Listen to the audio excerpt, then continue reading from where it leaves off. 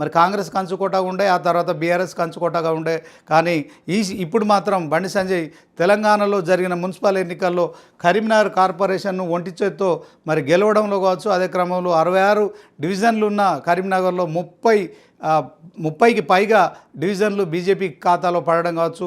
అదే క్రమంలో మరి గతంలో ప్రభుత్వం 10 ఏళ్ళు ఉన్న కేసీఆర్ ప్రభుత్వం కావచ్చు, బీఆర్ఎస్ పార్టీ కావచ్చు. సో మరి దాంట్లో పూర్తిగా మరి స్థానాలు తగ్గిపోవడం కావచ్చు, రెండో స్థానంలో కాంగ్రెస్ ఉండడం కావచ్చు. సో బండి ఇచ్చిన ఈ స్ట్రోక్ ఏదైతే ఉందో నిజంగా ఇక రేవంత్ రెడ్డి కావచ్చు, కేసీఆర్ కావచ్చు చాలా పెద్ద షాక్ అని చెప్పుకోవచ్చు. ఏది ఏమైనప్పటికీ కూడా మరి స్థానికంగా ఉంటూ అభ్యర్థుల సెలక్షన్ దగ్గర నుంచి మొదలుకొని కరీంనగర్ పార్లమెంట్ పరిధిలో బండి సంజయ్ స్పెషల్ ఫోకస్ చేశారని చెప్పుకోవచ్చు.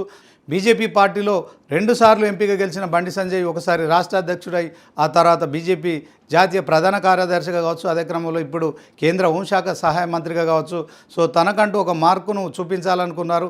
తెలంగాణ రాష్ట్ర వ్యాప్తంగా మరి 7 కార్పొరేషన్లు ఉంటే దాంట్లో ఒక కార్పొరేషన్ బీజేపీ ఖాతాలో వేయడం కావచ్చు. బండి సంజయ్ నిజంగా ఇటు రేవంత్ రెడ్డికి అటు కేసీఆర్కు ఖచ్చితంగా ఈ కరీంనగర్ గడ్డ అంటే బండి సంజయ్ అడ్డా అని నిరూపించుకున్నారు. సో చూడాలి మరి మొత్తానికి అధికారంలో ఉన్న కాంగ్రెస్ ప్రభుత్వానికి, అదే క్రమంలో ప్రధాన ప్రతిపక్షంగా ఉన్న బీఆర్ఎస్ పార్టీకి బండి సంజయ్ ఇచ్చిన షాక్ అయితే ఈ యొక్క కార్పొరేషన్ను కోల్పోవాల్సిన పరిస్థితి. సో రానున్న రోజుల్లో జెడ్పీటీసీ, ఎంపీటీసీ ఎన్నికల విషయంలో కూడా బండి సంజయ్ మరి స్పెషల్ కాన్సన్ట్రేషన్ చేసే అవకాశం ఉంటుంది కనుక సో ఇప్పటికైనా కాంగ్రెస్ కావచ్చు, బీఆర్ఎస్ కావచ్చు సో మొత్తానికి ఎలాంటి వ్యూహాలు ముందుకెళ్తాయి. అదే క్రమంలో బండి బీజేపీలో నింపిన జోష్ ఏదైతుందో నిజంగా కాంగ్రెస్, బీఆర్ఎస్లకు మాత్రం